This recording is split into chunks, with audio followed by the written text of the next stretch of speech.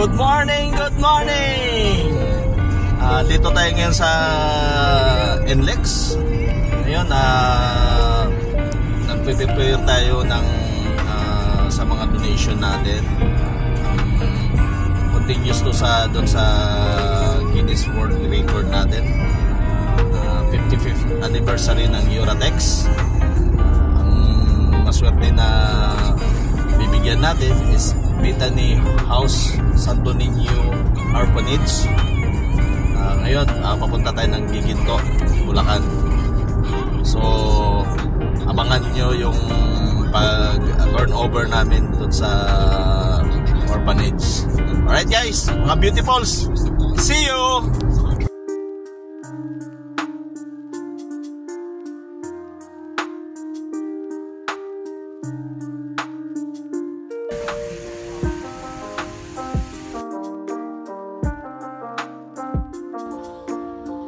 Maraming salamat po, Euratex!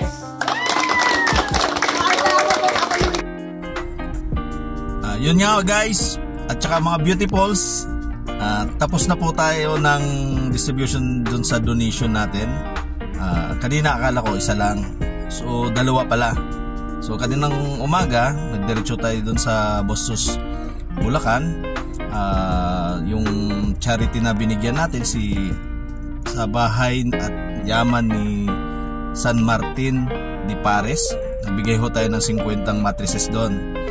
Then ngayong hapon lang, yung charity doon sa Giginto, Bulacan, nagbigay din tayo ng 60 mattresses doon sa Bethany House Santo Niño Orphanage. So yun nga,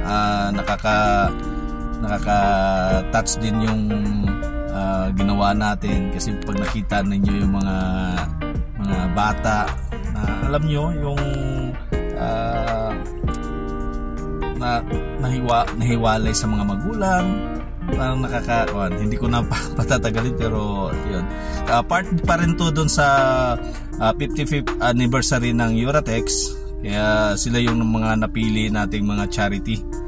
So yun nga, hindi pa tapos to, marami pa po tayong mabibigyan.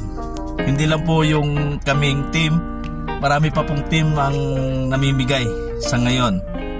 Until next week pa yan. Tuloy-tuloy lang.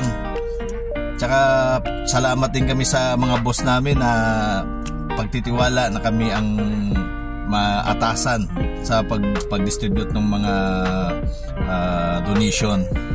Thank you. Mabuhay ang Euratex.